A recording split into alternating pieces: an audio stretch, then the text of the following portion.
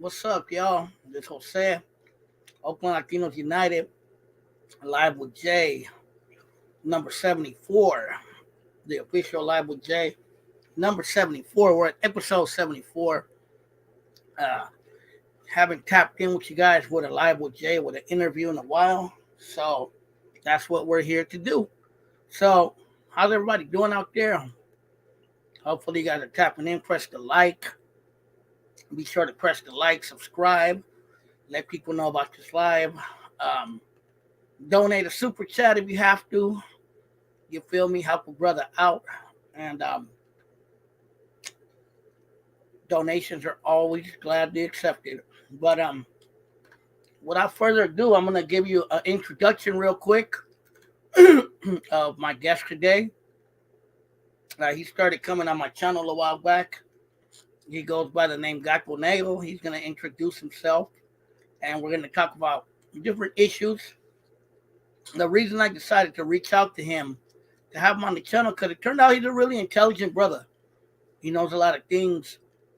Me and him actually share a lot of things in common in certain beliefs and certain way we look at things, certain way we look at raza issues.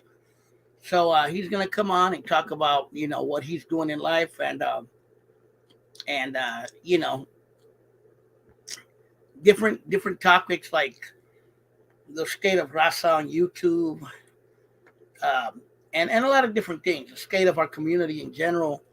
So I'm gonna send him a link where he could join in, and we'll have a conversation about it, about different topics, and give him your undivided attention and enjoy the interview. So there's a link, Gato Negro, if you're looking. I just put the link right there in the comments. Just tap into it, follow the instructions, and then I'll see you, and then you'll join. So what's up with everybody? Anybody go to the Day of the Dead Festival in Oakland? I was out there this last Sunday. Actually, I ran into Gato Negro out there. You know what I mean? What's up, Sneaky Beanie? What's up, Shortcuts? What's up, Cepeda? Mike Wallace, Julio Solorio, and whoever else is out there. Be sure to press the like. Be sure to subscribe. And yeah, man. So welcome. So how's everybody doing? How's everybody day been today? It's been kind of cold in the Bay Area, kind of rainy. Let me know if you see that link, bro. Oh, there he goes. Hey, What's up, bro? glad to be here. How you doing, carnal? Not doing good, surviving the cold. I Yeah, got I got no, it was no hella heat cold here. today. Hell yeah. Yeah, man. And hey, do you know Don Suave? Don Suave. He used to Hey, come on here back in the days. hmm, sounds familiar. He was kind of like a political guy himself. Nah, Hey, how you like this shirt? A fan of the channel gave it to me, bro. no shit. Yeah, a homie from the '60s, and East Oakland gave it to me. So That's yeah, what's up. that's why I wore it. So what's up, man? Give everybody a little introduction of who's on, who are you, and where you from, and then we'll go from there. So I'm Gato Negro, they call me on here. Had this, had that screen name for a minute now. And I gone by many different screen names on Instagram, had many different accounts. On the count of different projects I've been involved with and just different situations that caused me to kind of just go off of there sometimes and stuff like that. I was born in Redwood City. My family is from Aguililla, Michoacan. Órale. Yeah, we got roots back in the Bay going back to at least the 70s. That's when my grandpa started coming out here. Stayed around the Redwood City, East Palo Alto for the most part. And then by the time I was around, we moved out of that area, started going down more south towards Sunnyvale, where I grew up most of the time, and San Jose. Spent a lot of time there, lived there until very recently. And yeah, made our way around the Bay. Now there's and you spend any time around the Bay, you find people from Aguililla every which direction. Oh yeah, yeah. I was telling you the other day that like Redwood City and those areas, it's like Aguililla, and like Oakland is Chavinda. Yeah. Yeah. Uh, So what was it like growing up in because I know Sunnyvale a little bit. What was it like growing up in Sunnyvale? I didn't really realize it until I was like a little older, because the section I grew up in was like a paisa stronghold. Like yeah, we had our local panaderia. Most of the kids I went to school with, a lot of them were like Asian, but a lot of them were Rasa. And yeah, like the teachers even knew how to pronounce our names and shit like that. Um, Well, where was the Rasa area of Sunnyvale? Mostly in I think it's called like Fair Oaks. It's in like the north side heading towards Alviso. So I guess that goes back historically or something once the Italians moved out of there, as is pretty common around the entire Bay Area. Is that That over there by Lawrence Expressway? Yeah, kind of like where it ends. I think Gold Street's the biggest street in Alviso. It's like it I was know a Aviso. Yeah, I've yeah, been there yeah, before. Have yeah. you? Do you know where there's a? I forget. My friend used to live there. He's actually Italian. He's Sicilian. He told me his family had been there since the 40s, and he used to live by a shopping center. And I know where you know where it's at. It's right off of Lawrence Expressway. There used to be ¿cómo se llama? It was a Sicilian pizza place. It was a shopping center, and there was a taco truck there by a park. By a park. Yeah, right Mm, off of Lawrence Expressway. And I remember I would see a lot of raza in that area right there. like Lakewood around that area. I think so. It was right by the 101. It might be Lakewood. That's right off Lawrence, and yeah, that's right down the street from Malviso. That's yeah, after the Italians moved in there, as is usual, then the Raza started moving in, and you'll see a lot of them like have houses out there, which isn't super common in more like affluent areas nowadays, like Sunnyvale and shit like that. But yeah, Yeah, it because I was was working out in Sunnyvale with my friend, that Italian dude I'm telling you about. And it seemed like there was a lot of Indian people out there, a lot of like Hindu, Indian, people from India. yeah, for the most part, I would say after there wasn't really much there after like the 40s and stuff like that, and then in the 70s, along with the rest of the Bay Area, you see the urbanization really start to take off, and then that's when you see like a lot of people from Asia coming in, and at the same time you see Raza coming in like to do all the maintenance work. Like that's around the time the mall over there got built, which isn't there no more. And then, Yeah, yeah, gentrification was also starting to take hold in East Palo Alto and Redwood City.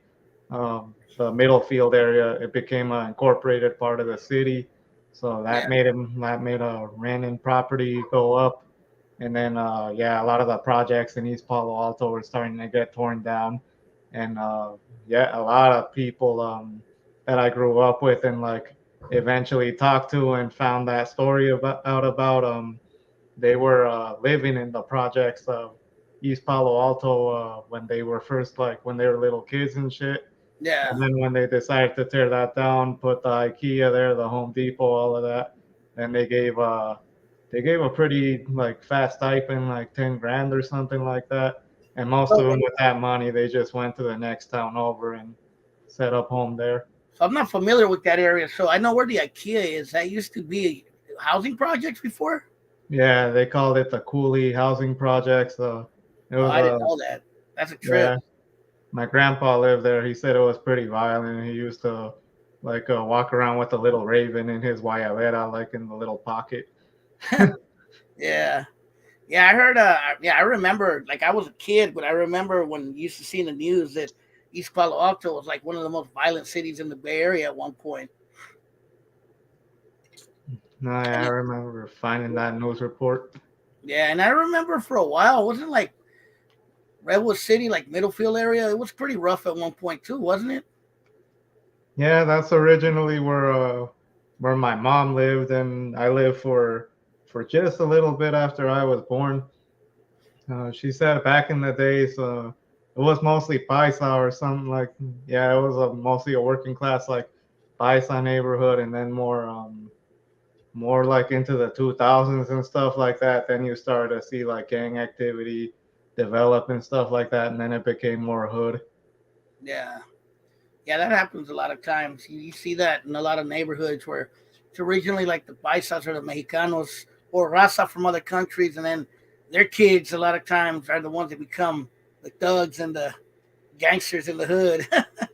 Oh yeah, I was researching, and the story of Salinas is pretty much like that. It used to be the richest city in the country, and then around the '60s, I want to say there was a Alisal, which nowadays is East Salinas, and it got annexed into the city. And I'm guessing what happened is a lot of the white people that like lived there and had all the money, they didn't want their kids going to school with Mexicano kids and shit like that, so Yeah, they like jump ship over to Monterey and Carmel, and then slowly but surely, Salinas became like what is known today as Raza City, and what's it called, gangs and stuff developed, stuff like that, crime, and yeah, it's now it kind of is like what it is now.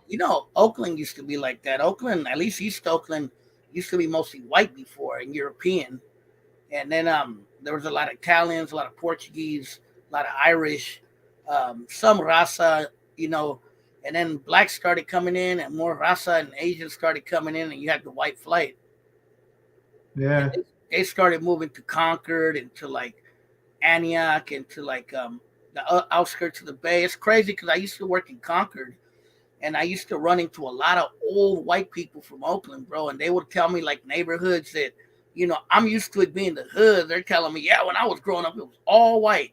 There was nothing else. It was all white. I was like, God damn. oh Yeah.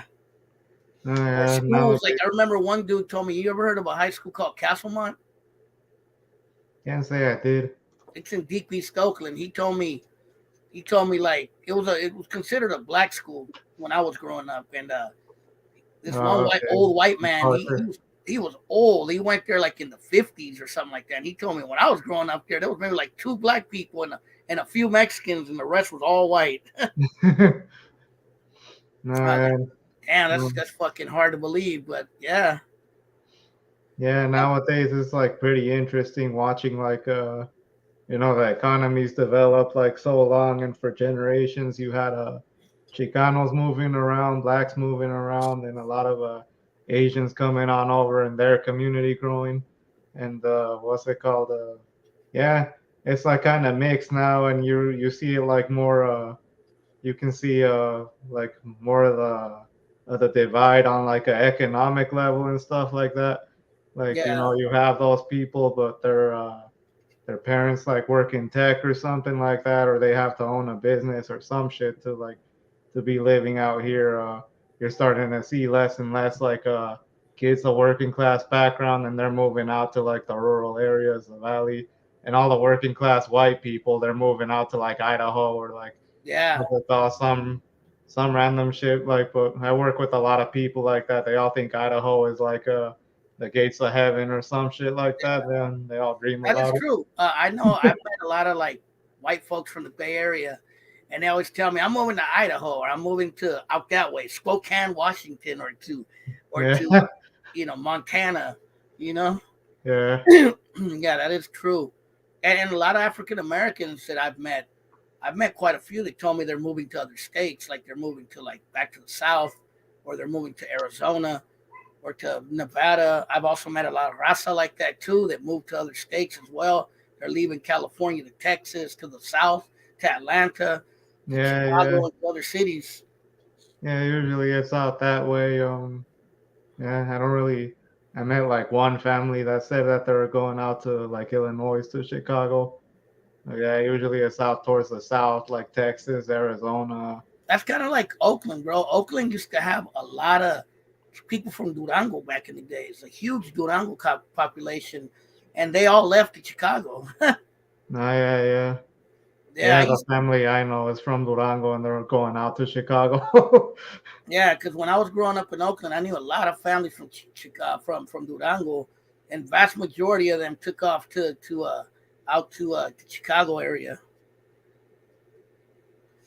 It's crazy because there's a dude on here named Hefe KC, and he told me he's from the west side of Kansas City, and I've actually been there.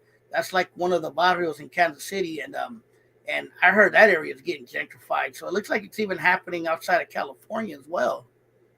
Oh yeah, hell yeah. My one of my friends moved briefly to Texas around the Austin area between Austin and San Antonio, and he said that like yeah, property is going up because of the Californians moving there, and yeah, it's a complicated situation. So you coming from the background you told me, and then the ideology you, and we'll get into that. The ideology that you studied. What's your take on gentrification? Is it a typical capitalist maneuver, or or what is it to you? Yeah, I guess there's like a basic way of like looking at it is what's it like it'll be kind of like just naturally something that happens as capitalism looks for like new markets to open up and stuff like that. Naturally, they're gonna want to develop like a area, a urban area, kind of urbanize it. But like you're starting to see it a lot more to like a lot more of a newer and more intense level in especially in a country like this, where Yeah, a lot of the manufacturing and industry and stuff like that, like which used to be like the highest in a lot of the old like socialist theory and stuff like that. That used to be the highest point of development. It's like having factories and having industries and shit in your country. And now we got to the point where like you're exporting all of that. So you're yeah. starting to see it to the point where like cities don't have manufacturing and stuff like that no more. Like I mean, and look at Oakland. That's a perfect example of a city that used to be a manufacturing city. yeah, You know the history. Oakland used to have car factories, food factories, um, all kinds of different manufacturing factories and warehouses, and all that was gone, bro. That's gone. They moved it either to other states or to other countries. no, yeah, and I know my tío say that like when they used to come over here, they used to they would live in EPA and then they would go and work in a factory in like San Jose or Sunnyvale or something like that. And nowadays, where the fuck is a factory gonna be in any of those cities? Like, Yeah, yeah, that's all gone. And instead, you're seeing like insane levels of gentrification. Like, you see, you go into some of these new high rises or new housing developments, and they'll straight up have like little stores in there, so you never have to leave. And like yeah, all that like super futuristic shit. And yeah. yeah, you get people like you They get a build bunch those of ugly ass buildings that look all the same. You ever notice that? They're kind of glass looking, yeah, kind of all look like the same building. You even get confused, like what the fuck? they got a bunch of like little rectangles sticking out in every which Yeah, direction. yeah. Yeah, you see a lot Yeah. of those in Oakland now, bro. Especially in West Oakland and downtown. You're starting to see them in the East too. Oh yeah, yeah. You see them all over the bay and in the randomest fucking parts. I know. We were talking about it at work in front of La Pulga in San Jose, where the Oh yeah, parking lot yeah. used to be. They got like a whole big new shopping center and buildings right there that like That doesn't shit look. looks totally fucking different. I remember when it used to Yeah, be a big empty parking lot. Remember that? yeah. That was just 3 years ago, and now you got like this building in there that barely anyone lives in, and a Safeway that nobody knows is there, and all Yeah, this other shit, and like and yeah, it's like La Pulga, like everybody for generations knew what was around that area, recycling yards, scrap yards, shit like that. It was what was that area? That's what, North Side San Jose? I think it is considered North Side San Jose. Okay. I remember Yeah, a lot of Rasa used to live in that area, right? Back in the days.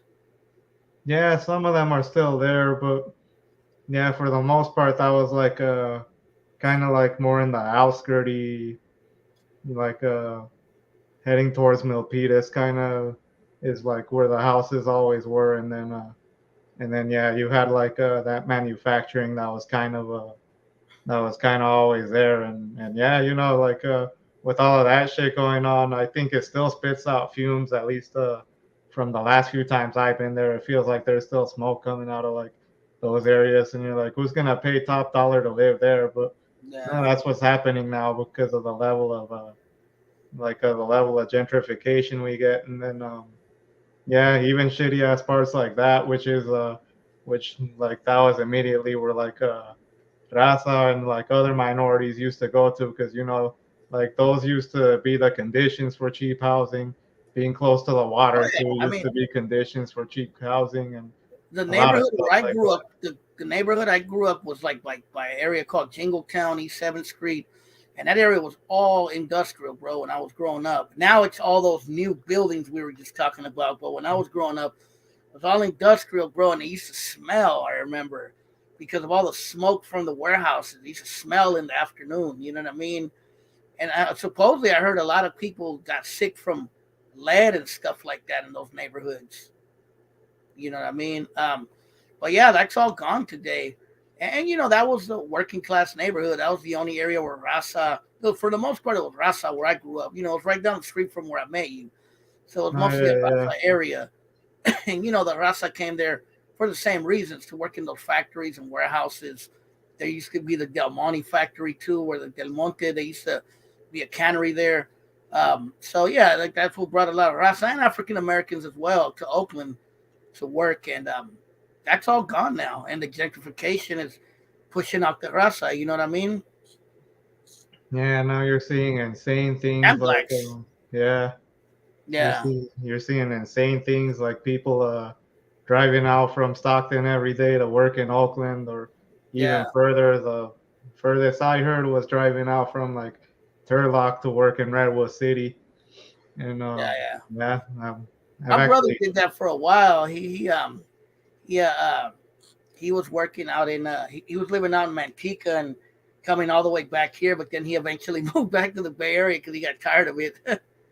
yeah, that's what a lot of us do that grew up here in the Bay Area. I know my friend, he moved to Texas and he couldn't stand it out there, so now he's back here. And yeah, when unfortunately, he I went to didn't. Texas, I liked the vibe, but the fucking weather sucked. Ugh, I Oh hated it. yeah, It felt like I was in Florida. It was just hot and humid yeah, yeah. the whole time I was there. Yeah. It's a different animal. And then yeah, he moved there like I think it was the same year Trump took power, and then Okay. yeah, nobody was used to it yet. And fucking he said like after 6 o'clock or something, like Raza wouldn't like leave their doors, especially in like communities made up of a lot of immigrants and stuff like that, because like yeah, they were scared like any moment like they could get snatched up. No shit. Yeah. So I want to change the subject real quick now. I want to talk about a couple of controversial subjects that I wanted to talk to someone like you about because you're like me. You're like an intellectual, obviously, just like I am. You're probably a deep thinker like I am. You know what I mean? I think about a lot of things about the state of Rasa, the state of our community, the state of what's going to happen with gentrification and with all the stuff going on. You know what I mean? And so I like to, I'm always analyzing what the hell's going to happen and where are we going as a people and what are we going to do to change our situation. So let's start with one point.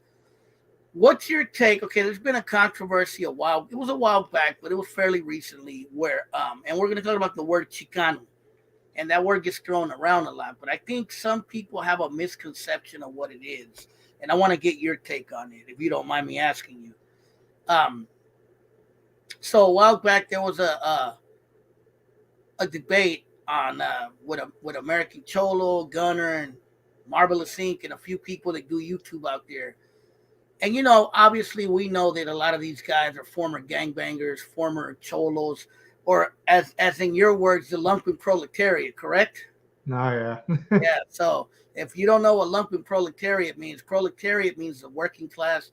The lumpen proletariat is below the working class, like the gangster class, basically, right? yeah, and anybody like pretty much anybody without a stable job. Yeah. So that would be, or at least one point, they were the lumpen proletariat. So they were talking about what it means to be a Chicano, and the main thing was that to be a Chicano, you have to be Mexican American. You have to be of Mexican descent, and and and and born here in the United States. You can't be a Chicano if you're a Paisa. You can't be a Chicano if you're Central American. You can't be a Chicano if you're anything other than Mexican. And I, at least from my learnings, I feel that's not right because the Chicano movement, the word Chicano comes mainly from the movement, the movimiento in the 60s, which I'm sure you and me are both pretty well educated about. And, it came from the movimiento, Cesar Chavez, Corky Gonzalez, Reyes Tijerina, and all that, all that stuff that was going on back then. The Yeah. Chicano Revolutionary Party, the Brown Berets. And it is a known fact that a lot of people that partook in that movement were not always Chicanos, but they identified with Chicano. There was a lot of Central Americans, there were some Puerto Ricans, there were even some South Americans who partook in the Chicano movement and identified as Chicano, and they were accepted into the movimiento. So I noticed that that movement was about change in the community and about challenging like a colonial Eurocentric vision of who we were as basically Mexican Americans, and I noticed that the word has kind of got co-opted by gangs in a way because most people, when you talk about Chicano, um, they assume that it means that you're a gangbanger that wears Ben Davis, you know what I mean, or Toxicalo, Yeah. and Lone that's Riders and really shit. not what Chicano is about. I mean, one could say that the gang culture was kind of adopted into the Chicano culture, but I feel that the whole thing about specifically like me, I'm Mexican and Salvadorian, but the way I grew up more like a Chicano, bro. Because I grew up in Oakland. I grew up in an era when there were still a lot of Chicanos in Oakland, and that mentality was kind of big in Oakland. So I've always kind of self-identified with that, even before I went to college. You know what I mean? So that's just my feeling on it. What's your take on it, bro? Yeah, I definitely feel like it needs to be revisited because from the research I done and the stuff I read in the past, it like the Chicano identity emerged out of the 30s or something, out of like I guess it used to be like a slur or something that got like re-co-opted into the movement. It was Yeah, something yeah. that like paisas used to call their kids or something like that. I heard one that they used to call him Chico, and then I heard another one. I heard it came from Chicano, Mexicano, from Mexica. So it's kind of hard to tell where it came from for me. Yeah. Oh yeah. I don't think there'll ever be like a definite answer for that.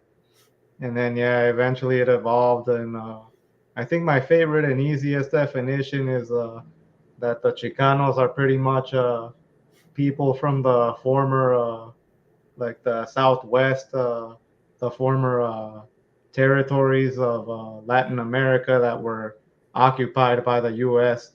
Yeah, eventually, and then because of Aslan. yeah, what became to be known as Aslan, and then what's it called? Yeah, through their experience, like you have different conditions in the U.S. Obviously, the economy is a lot more developed over here, and you have like a consciousness that's created out of growing up under Anglo rule and stuff like that, under American rule, and living your entire life as a minority, and that's really what defines a Chicano as opposed to like a Mexicano or something like that. And like yeah, I think it strongly implied back then that like Chicano was pretty much like somebody of Mexican descent born in the U.S. But even if you look back into those texts, you find references that like they kind of leave the door open because they're like the natives, the Navajos, the Apaches, and like other people that were in that territory like also have room to be to like take up that label of Chicano. Like Yeah. they also make up part of the movement, and then you go I mean, back look at like how many Native Americans grow up like Chicanos. I knew a lot of them growing up in Oakland. oh They yeah, grew up basically with us. pretty much. I mean, around here they're hard to distinguish. Like I met a handful of people that like have Ohlone blood, and yeah, they all have Spanish last names, and well, they look exactly like us. A few of them speak Spanish. And yeah, like you go back into like even older texts like the 1915. I don't know if you were familiar with it, the Plan de San Diego de Texas. Yeah, yeah, yeah, yeah. Yeah, yeah. And then in that text, they're like calling on unity, like with in that text specifically, they brought up black people a lot. So yeah, they were embracing him into the movement, and they also brought up Japanese, which I guess there was a lot of Japanese laborers in South Texas, but yeah, that was pretty much leaving the door open like for Asians and stuff like that. So yeah, it's not like I would say it's a national identity more than anything, which understanding what a nation is, not like as a country or like a definite territory or something like that, Oh, but you're it's talking like about like Chicano nationalism. yeah, yeah, it's like how Joseph I know a Stalin, few of those. yeah, how Yeah, Joseph I know a Stalin few of defined them. it in his book. A nation is a people made up of different races, ethnicities, and like All right, other backgrounds like that, and like with a shared culture, a so common language, common I'm gonna territory. so I'm gonna pose this question. So, American Cholo, he's not Mexican. He's Hondureño. Me, I'm half Mexican and Salvadorian. See, you see the Salvadorian flag up there above my Mexican flag. So we both grew up in a Chicano environment, and we grew up identifying with that. So, is it safe to say that we could be considered Chicanos, even if, like me, I'm mixed?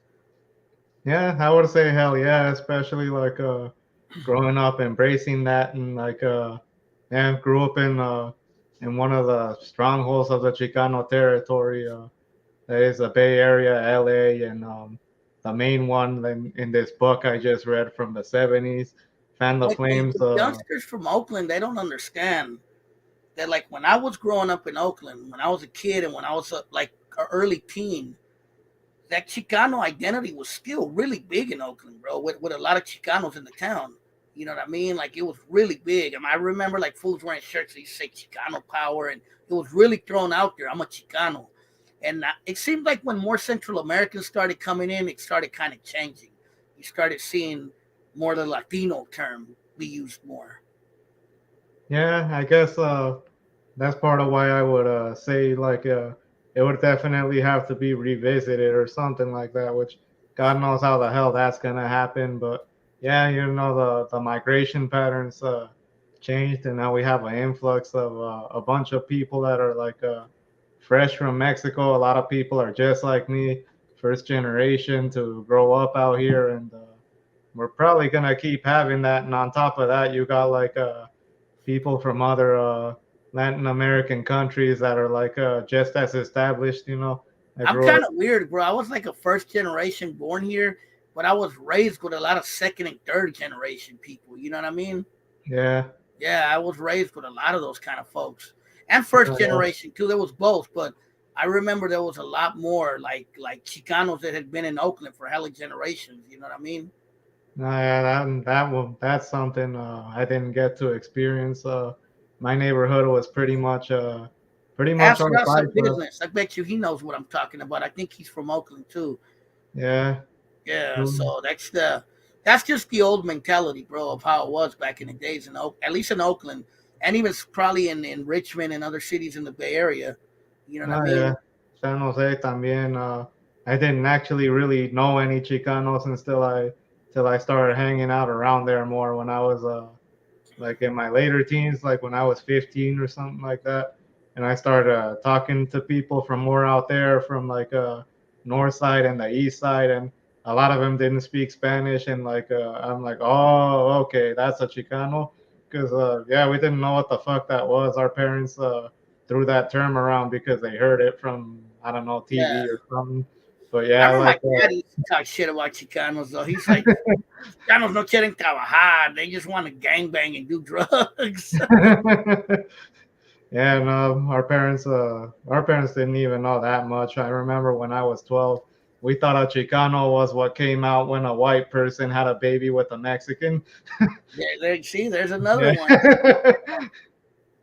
Yeah, like I remember having conversations with people, and I would say Chicano, and I'm telling you, bro, they would associate it with gangs. They would be like, oh, hey, isn't that like cholo stuff? I'm like, nah, man. Yeah, and then I remember I looked it up on YouTube. I don't know when I was 13 or something, and the first shit that popped out was I don't remember who sings this song. Is the one that's like this is Chicano rap. Yeah, yeah, it's a trip, bro. It's just one of those things, bro. That there's really no simple answer to it. There's a lot of variables, you know what I mean, and it could go a lot of different ways. Yeah, yeah. You know, or can we could go by Miklo? What he say? Chicano's not a color; it's a lifestyle. It's if you're down to pack somebody for your canal. I think that's what got us into the problem we're in now. uh, so I wanted to talk to you about another controversial subject. You know, see, I'm one of the original Chicano raza on YouTube, bro. Like I was probably one of the first on here, bro. I've been doing this since 2007, bro. And Yeah. and when I did it, bro, when I started, there was hardly any raza on here at all, bro. But now, fast forward to today, there is a lot of raza on here on YouTube now. But I think the problem is a lot of the raza on here, bro, are ex gangbangers, or you know, ex norteños, ex sureños, ex street people, and some of them seem like they want to do good or they want to throw a positive message, but because they have that gang tie hanging over them, it's really hard and it causes dramas and divisions. What do you think? Do you think that those guys like lumpen proletariat type people having a platform is a good thing? And do you think more people like us have should start making channels and putting a different outlook on what it is to be raza? I think so. Yeah, definitely. I mean, when I first started seeing all those channels pop up, I think maybe about 6, 7 years ago, something like that. I started seeing all these like ex-con channels pop up, and I thought they gave some really good insight, had some like really interesting stories and shit like that. But yeah, seeing like the drama develop around it and stuff like that, and seeing that culture, which you know, it's already like kind of like I wouldn't say completely fizzling out, but you know, it's not as intense as it used to be, but it's kind of still being carried over by stuff like that, which yeah, obviously doesn't help nobody. And do you think it's surprising that a lot of it is created, like Homie says in the comments, a soap opera of drama and people talking bad about each other and who's harder than the other person or who was solid during the gang life and all this stuff? Yeah, I think that's just like a natural thing that happens with social media. I seen it in like the activist spaces and stuff like that too. That's why I deleted my old Instagram channel from like 2 3 years ago or something like that. And like I had all these nonprofits in San Jose in my DMs. I couldn't open my DMs to like read through whatever my friends send me because I have all these random profiles sending me shit, and then I'm like, fuck this. I'm gonna go offline for a Somebody while and go outside like a normal person. mine has said, straight from Club Latino Flanker, we're getting old. Those are two old clubs in Oakland when I was a kid, when I was a youngster. Like, yeah, man. Yeah, it's just the drama, bro. It's like I don't know. I know there's drama in political circles too. Trust me, I know, bro. But I think with the gang thing, it's drama that could really get people hurt or killed. You know what I mean? No, yeah, a lot more. I mean, with political circles, you're dealing with just a bunch of annoying ass nerds for the most part. But Yeah, but with cholos, these people are like straight up cholos and shit. They already done time. They know how to do time, and yeah, and when like doesn't get pretty when it gets ugly. yeah. Yeah, it's I mean, look at what happened. Do you remember that guy Savage Studios? I think so. He was he was a Chicano YouTuber, and he was, I guess, a gang dropout, and he would just talk hella shit about Sureños and about other people, and he was like, "I'm so fucking hard. Come see me." He used to drop locations like, "If you want to Oh fight yeah, me, I'm yeah. right here." And I guess finally someone called him out on his stuff and went and visited him, and he's gone now. You know what I Yeah, it mean? looks like it was like pretty recently, back in August. Yeah, yeah, yeah. So yeah, I mean, these things could have real world consequences. Someone mentioned earlier that today is the anniversary that Mac Dre got killed out in Kansas City, who was a rapper here from Vallejo. Um, and I noticed that I noticed in my day, it was Oh rare to yeah. hear a rapper get killed, bro. I mean, there was Tupac and Biggie, and then Mac Dre. But now it seems like rappers are getting killed every day, bro. Some Oh rapper, yeah, yeah. some Did you rap hear group about called it? the Just this Migos just morning. got killed, and I know a Norteño rapper from Sacramento got killed a while back, and a whole host of rappers got killed. What's your take? Because I grew up with rap, and I'm sure you did. What's your take with the state of rap now that it's like that people are just getting killed left and right over it, bro? Is it even worth doing rap anymore? What's his name? There it is. Takeoff from Migos actually just Yeah, got yeah, killed yeah. this morning. They were talking all about it in class, and I mean, I guess there's two ways. There's two ways to look at it. You could be living like the classic fast life, hardcore, like rap game type of deal, which yeah, kind of got played out like in the 90s and stuff, and we see where that takes you if you try to actually like do that and be hardcore or whatever. And I had a tia that actually worked for Monster, the company that used to make Beats by Dre. Oh yeah, yeah, yeah, yeah. Yeah, she worked for them, and then I guess they're still making like mostly studio headphones for big labels. And she's met with some other rappers that are like more like businessmen type people, like French Montana, and she said she actually met Kanye. That dude's short as fuck, and yeah, what's it called? You could be a rapper like that and like really try to milk it and make Yeah, I money mean off of those it. dudes were smart. They got away from the bullshit. Yeah, yeah. Oh yeah. Or you can what's it called? I don't know if it's the right term, but that's what they say. You can straight stay true to your hood and yeah, and the consequences that follow with that, like naturally it's like it's the gang shit being carried over. Yeah, yeah, I feel you. I mean, like I'm always gonna be from the hood, bro, but I know that there's more than just the hood. You know what I mean? And that's why I do the things I do, because my mentality ain't always in the hood. I want to do other things too. You feel me? Yeah, the world is a lot bigger Oh yeah. than a few square blocks. And I learned that a long time ago. You know what I mean? I mean, I love Oakland. I love the Bay Area, bro. This is my home. I'm never gonna forget where I come from. But yeah, there's a bigger world out there, and I definitely don't want to be caught up in just a small thing, or my life took over some bullshit that's not even worth it. You know what I mean? Yeah, what's it Yeah, and called? that's just how it is, bro.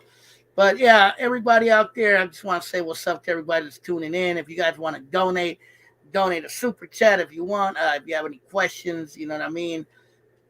Just let me know. Help a brother out. Help out a channel. Press the like, subscribe, let people know. You know what I mean. And yeah, hopefully you guys enjoying the conversation with Gato Negro. I like Gato Negro. He was a cool brother. That's why I decided to talk to him. You know what I mean? We have a lot in common politically, and in many ways we look at things and the state of what's going on. You know what I mean? And we need more of that on YouTube, man. We need more Rasa deep thinkers, bro. I'm telling you, it has to happen, bro. Yeah, I've seen it growing, but what's it called? Uh, it can always grow faster. I did have like a idea to start up a podcast probably like about a couple 1.5 maybe 2 years ago, and it just never took off because like what's it called? It got derailed by some other weird shit. Like one of the people involved wanted to talk about conspiracy theories and shit like that, and I'm Yeah, like, yeah, yeah, no. yeah. It's off the hook, bro. I will ask you another question. What do you think about the term? And people were asking earlier about it. What do you think about the term Latinx? Do you identify with that? Does it mean anything to you, or what do you think about it? I think it's just like what do they call it? Lenguaje inclusivo. It's just a writing style more than anything.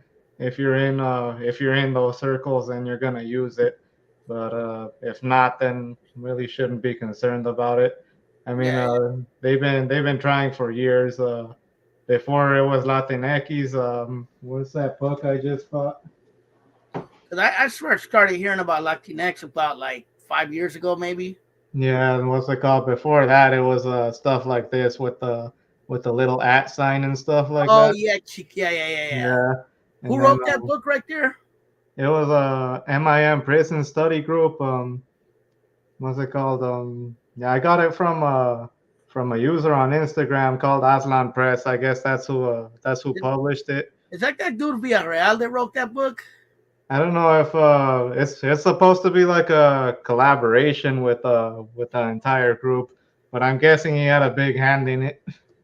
Yeah, yeah, yeah. I know that fool, Jesse Villarreal. He's from San Jose. Yeah, yeah. I He's a started. Chicano. He's a Chicano nationalist, Aslanista. Yeah, I got like got surprised from it because like as long as I live down there, I haven't seen anybody like I seen a lot of Chicano nationalists down there. The Chicano movement is pretty big in San Jose. It's not super active, but it's big. And Yeah. yeah, I didn't really see too many people with that revolutionary outlook. They just kind of and it's the same people. They just kind of pop up every like It never few really years, died like out in something. Oakland either. There's always been Yeah, small pockets of it. You know what I mean? yeah. Yeah. There's even still to this day, there's still small little circles of the Chicano movement in Oakland. They didn't fully die out. So yeah, I get what you're talking about. Yeah, it Nah, seems yeah, like places like Oakland, San Jose, LA, it never yeah, fully East died out. LA. Yeah, yeah. Yeah. What's it called? After the riots happened in 2020, then all of a sudden they started having Chicano moratoriums again. So Yeah. I'm You know, I guessing. did a Chicano moratorium at San Antonio Park in Oakland, right? A small one. I went to one. I think in 2020. Um, Yeah. was it in One San Antonio? It might have been in San Antonio. because there was they weren't doing one, and it was like the 50th anniversary. And I said, "Oh, we got to do something." And we did a small one. It was a little small one, but it was cool, bro. A lot of people showed up. Brown Beret showed up. A few other that fool Joey showed up, and a few Oh other yeah, cats. Juan showed up when he was still alive. Juan Espinosa from the Chicano Revolutionary Party. May he yeah, rest in peace. Um, and yeah, it was cool, bro. I wouldn't mind doing something like that again, bro, in the future. yeah. It would definitely help out here. Um, yeah. The state of things right now that like nothing big's been happening. I've noticed it since I think it was since the summer, all the momentum that was built in 2020, which is typical.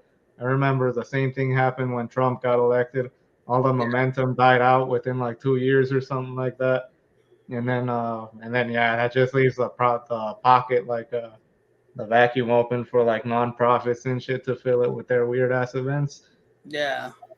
So, what got you into politics, into political movements?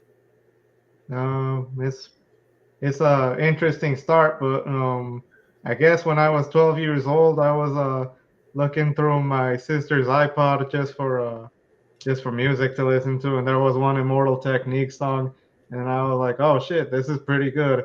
I didn't really understand the message or shit, but I thought it just sounded good. So I looked at the rest of his albums, and then yeah, next thing I know, that started like the word revolution just lit up a spark in my mind, and it was always there, but I didn't really take it too seriously until I was about like 16, and it was something my teacher said. Like she was saying something about Obamacare, and then she mentioned the word socialism and that how it wasn't socialism, and like something about that confused me. So I actually looked it up, and yeah, when I found the answer, I was like, oh shit, that sounds pretty interesting. And around not too long after that, Hugo Chavez died out, and I couldn't understand why everyone hated him because like on Univision and all the news outlets we have out here, he was painted like as a Yeah, evil bad guy or whatever. But like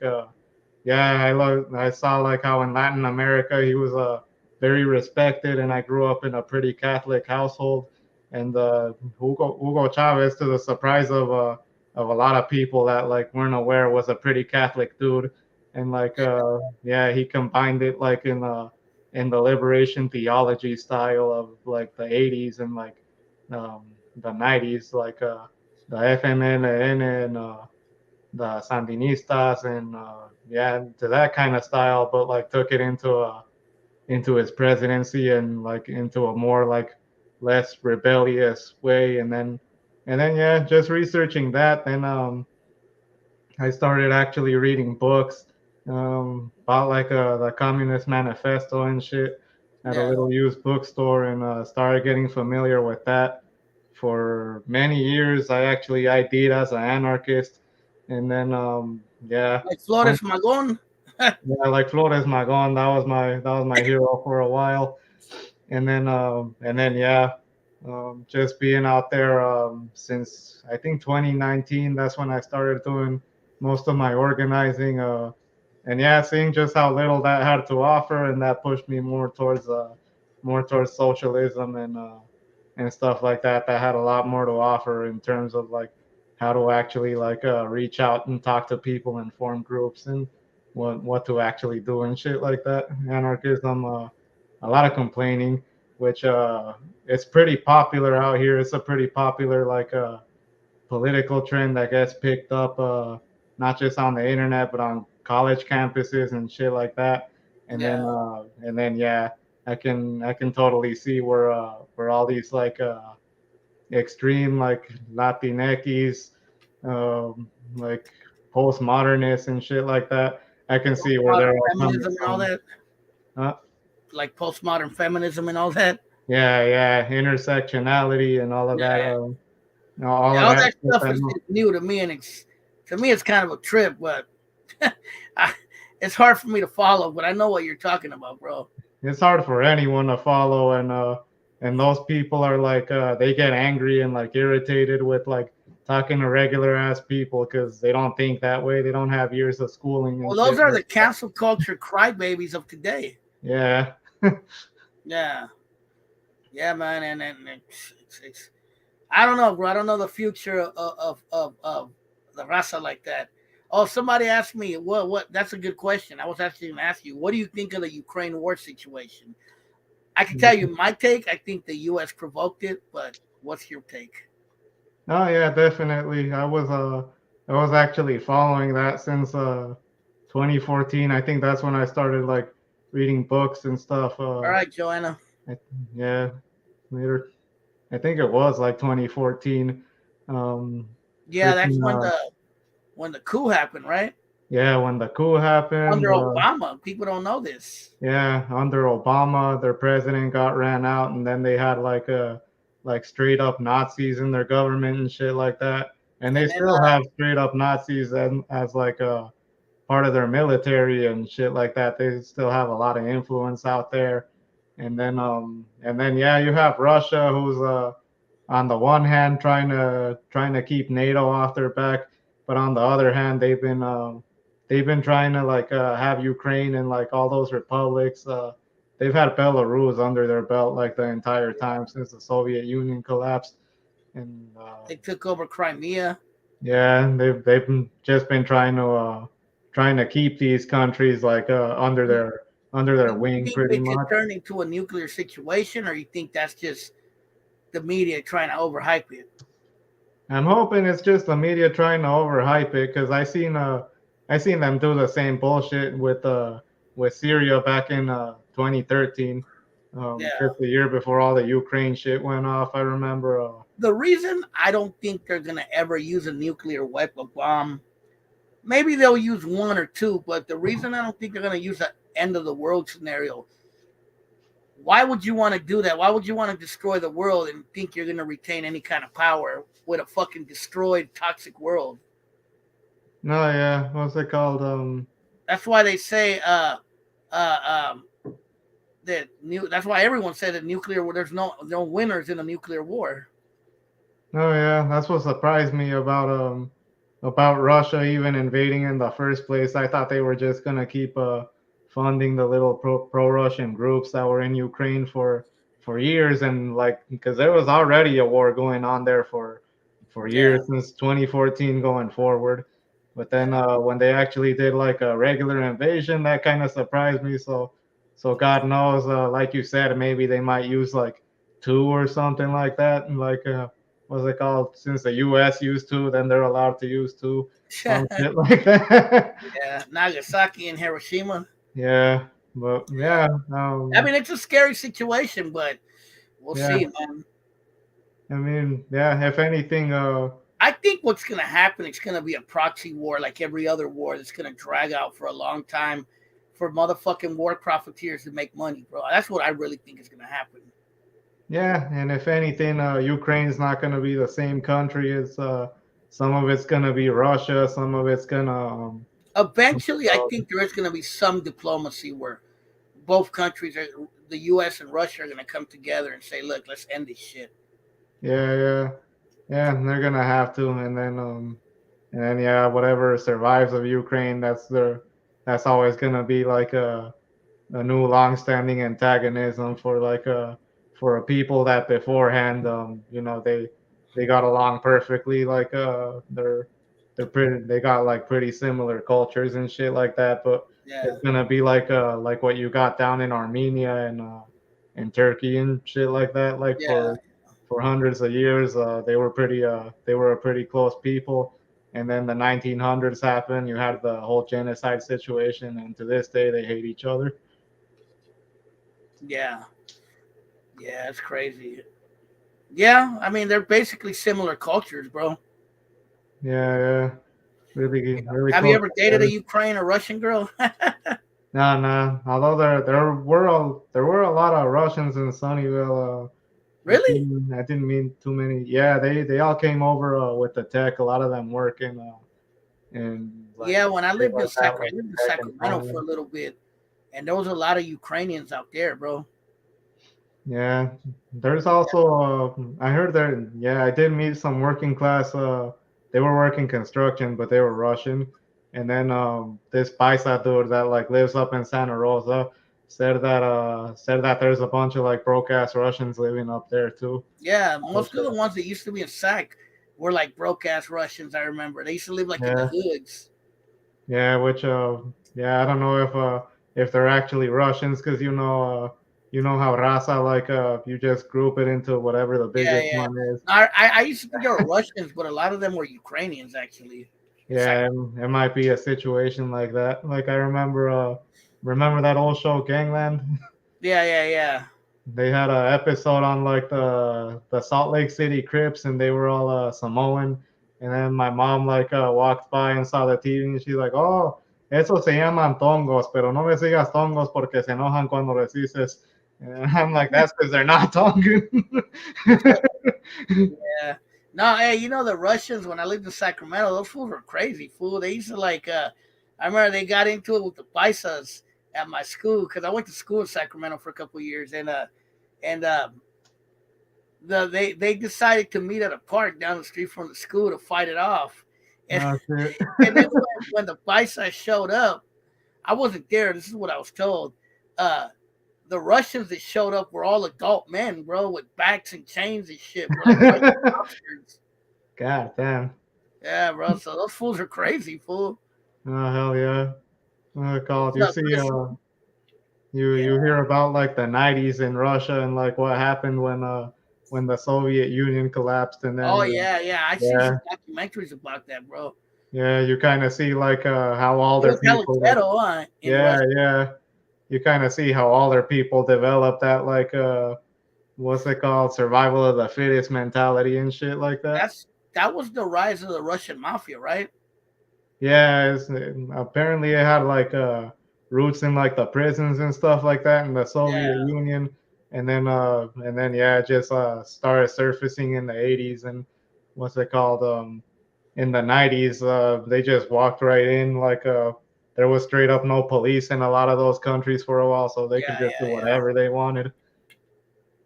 Yeah, man. Yeah, I actually. I did. I believe it or not, I did read and seen a few documentaries about that era, the when the Soviet Union collapsed and what happened afterwards. It was a trip, bro. It was like really, really like just fucked up. Like it seemed like they were going through a lot of economic problems there, Yeah, I'm like, like God damn. anarchy, basically, huh?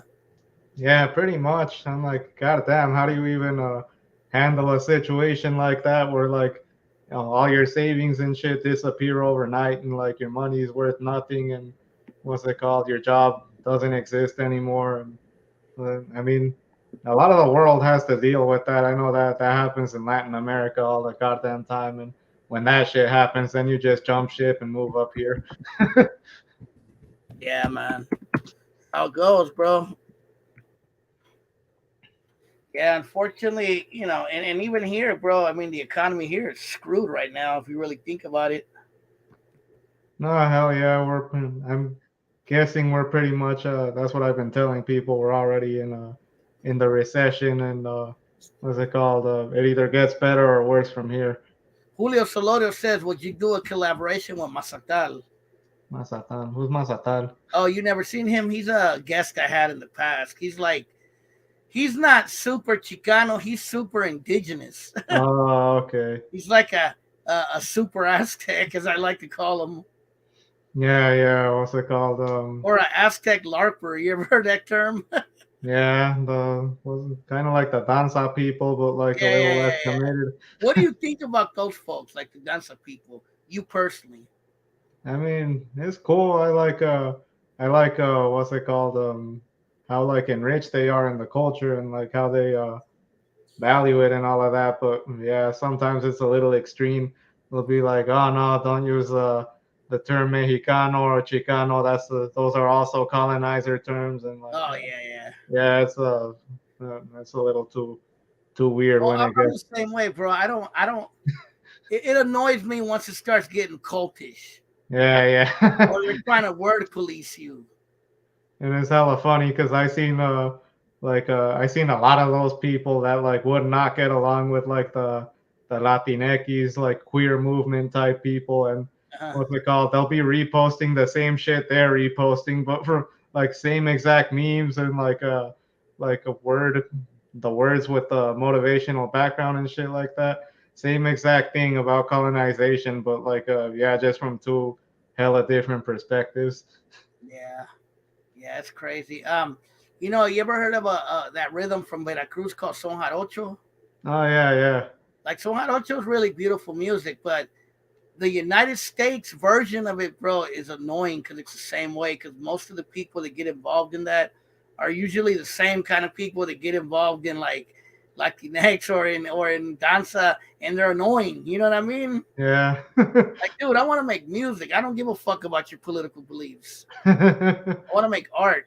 That's why I kind of like cumbia. Yeah, there's some of that in cumbia, but it's not as big because we just want to make music and make people happy. Oh yeah. And then you Yeah. get that weird hyper spirituality. I actually had a tia that like kind of learned how to I guess through trial and error and just being around certain types of people, she kind of learned how to use this shit to her advantage and started her own cult recruiting white people with all that like super Latin American indigenous stuff. Yeah, yeah, yeah.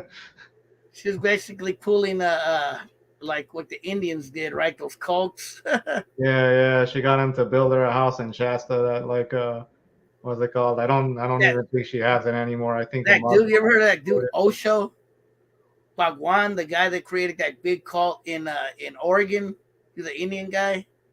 The Sounds familiar. Rashnishis. You never heard of them? It sounds familiar. He wasn't in Seattle. No, he was in Oregon. Oh, okay. Yeah, this was Yeah. back in like the late '70s, early '80s, bro. Oh, okay, that was way back. Yeah, I seen a documentary about it. It was pretty interesting, bro. They were a trip. Yeah. Yeah, Yeah. but it was somebody said I'm Jose Loani. You know who Choloani was? You remember that idiot? Chololani. That was that guy Iron Jacket.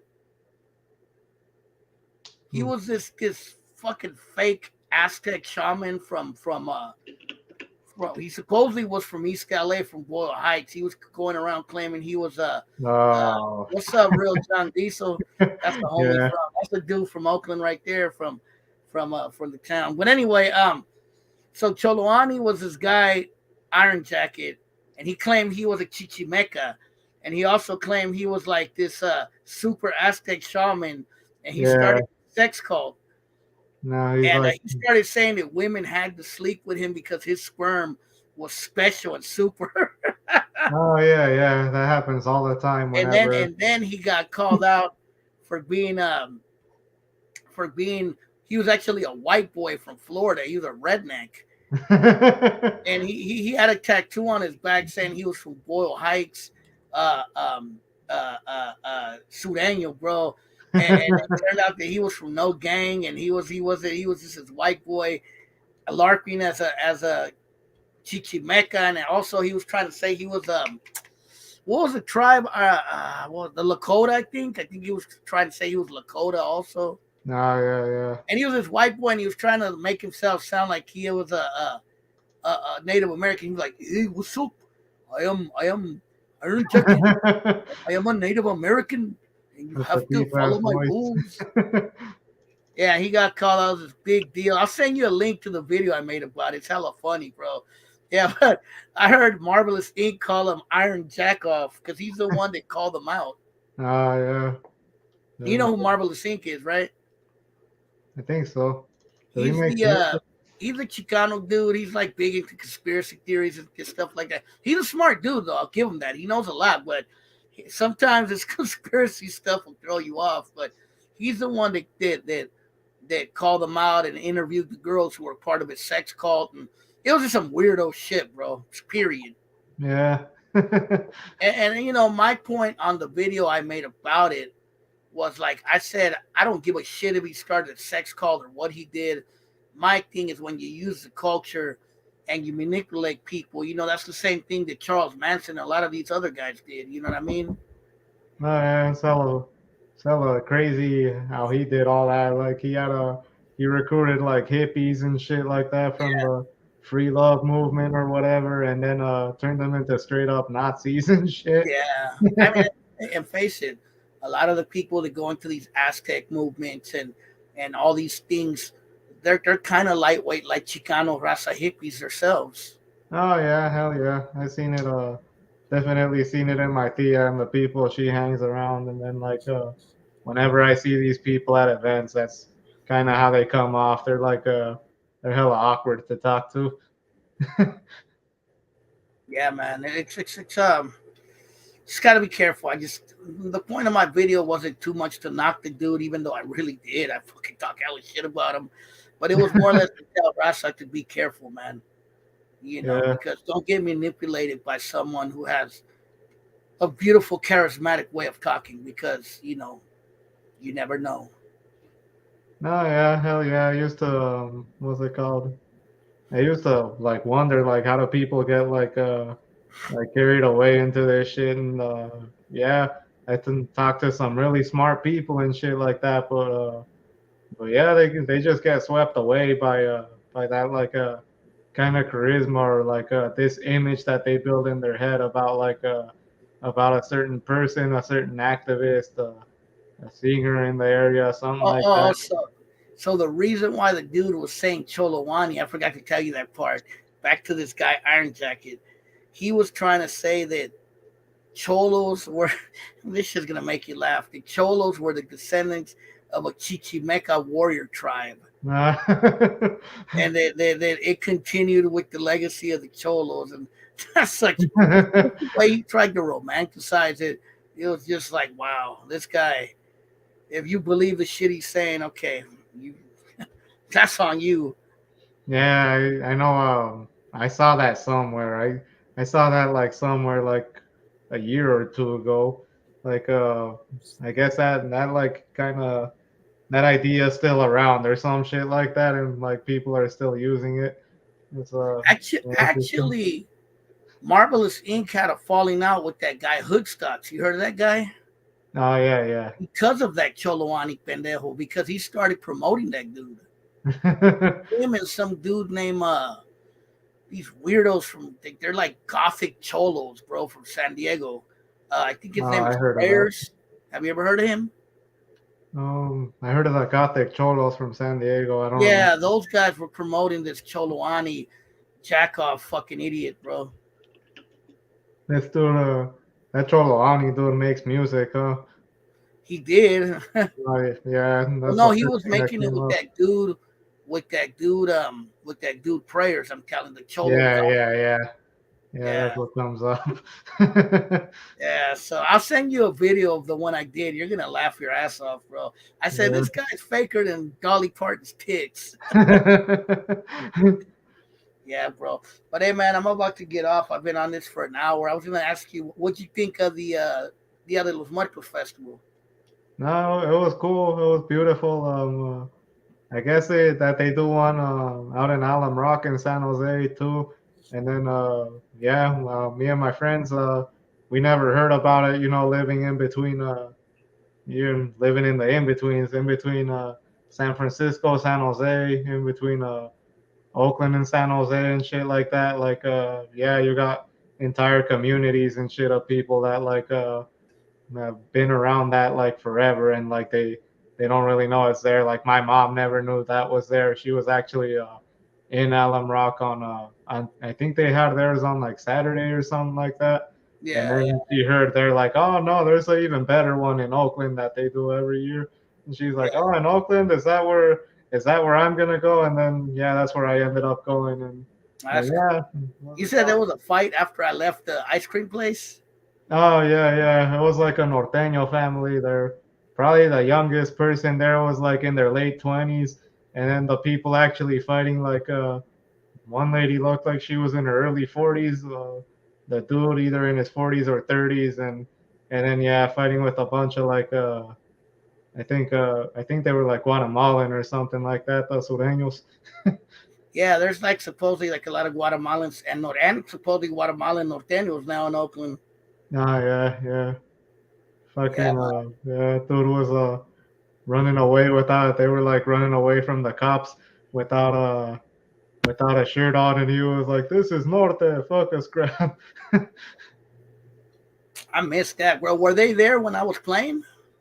Oh, I mean probably we didn't really I did mm, see two norteño looking dudes walk by me when I was playing. it might have been them. What's it called? Yeah, all we heard was like a bunch of noise coming from outside, like those barricades that they put up to block the streets, like a lot of that rattling around. And then we saw people running away and like running towards it and shit like that. And Ulysses, who was sitting next to me, was like, "What's going on?" And I went outside to go look. And then yeah, they were running away from the cops, and the norteño mom was all like, "Not my husband, bitch." That's crazy.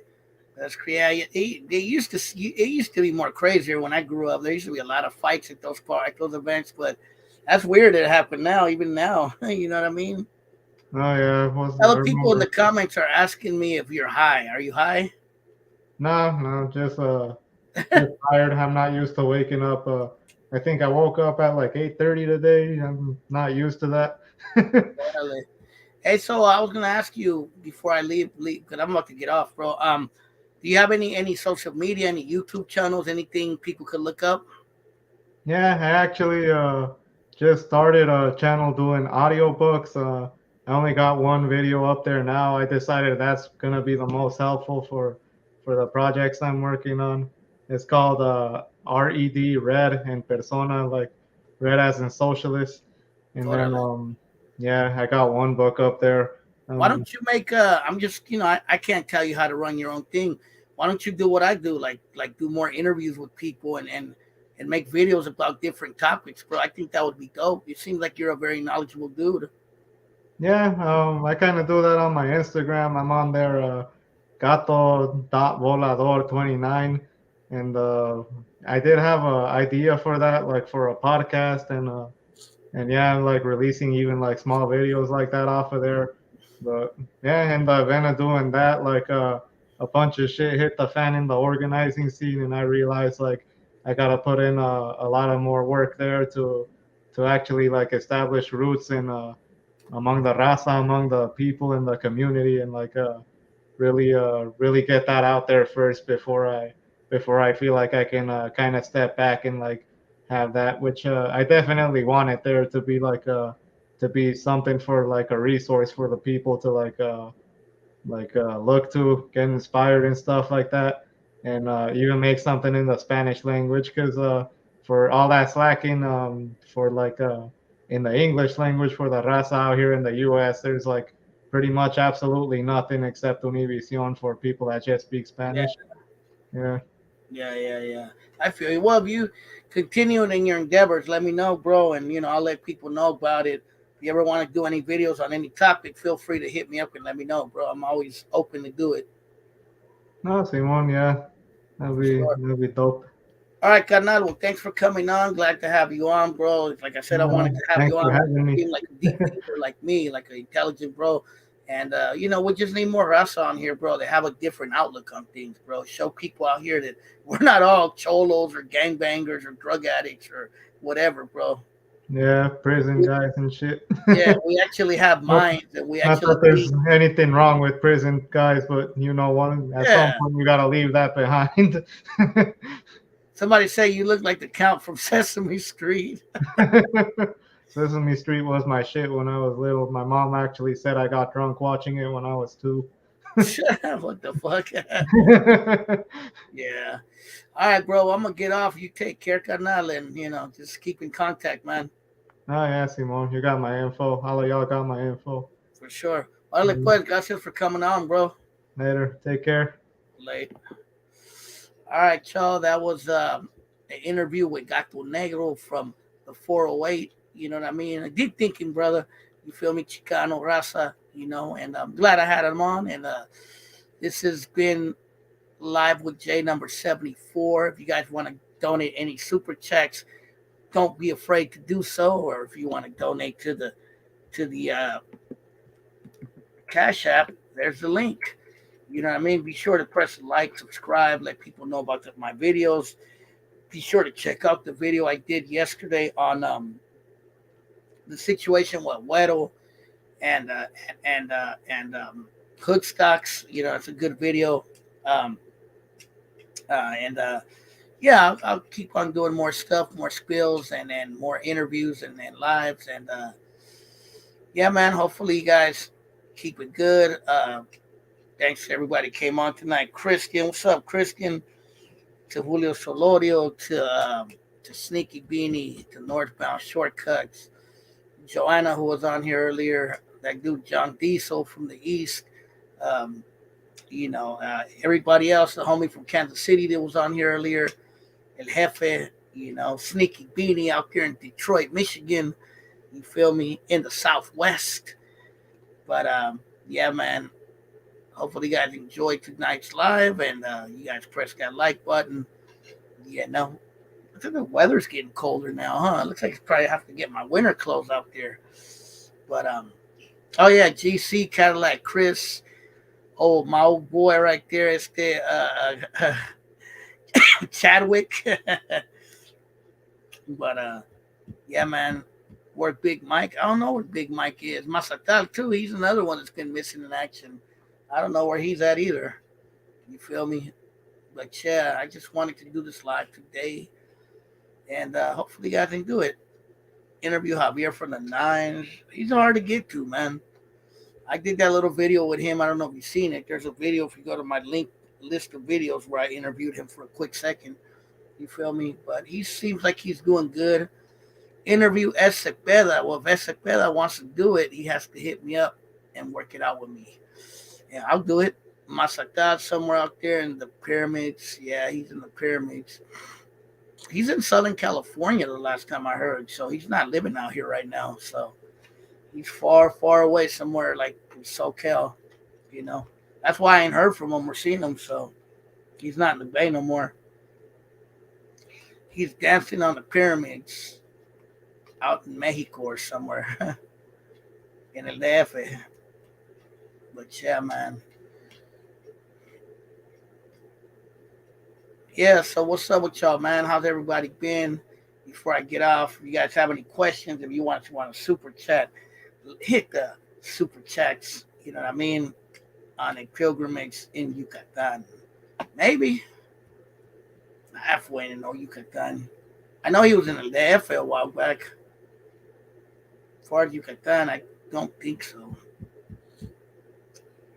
But yeah, man. So what's up with everybody? Anybody got any questions? Any super chats?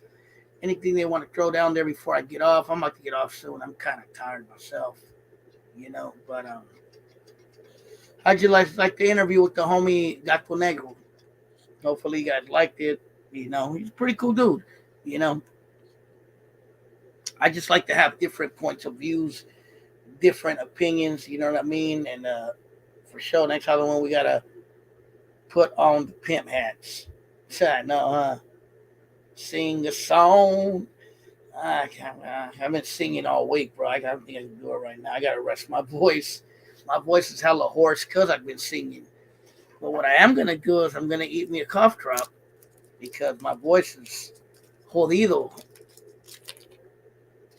I played for 3 days straight, bro. Friday, I played in Richmond. Um, yeah, I'm gonna do more lives. Saturday, I played in Berkeley at Berkeley High School, and then I played at a house party in Richmond, a Peruvian house party. Then I played at um I played in Dia de los Muertos Festival in Oakland, and then we still jammed after that. So my voice is hoarse.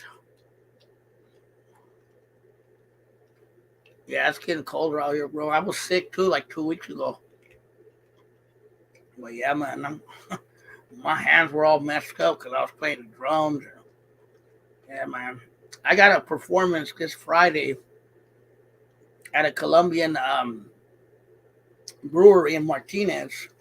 So that should be cool. I played there before. It gets pretty lit there. There's some cute girls there too. But yeah, man. Yeah, my voice is sore because I was singing. I'm just tired. My arms are hurting. You know, playing the drums, it's like you're fucking lifting weights almost. You know what I mean? But yeah, y'all. Orange juice. I usually drink lemonade. That's the one that helps me. Brewery frogs. That's right. But yeah, man.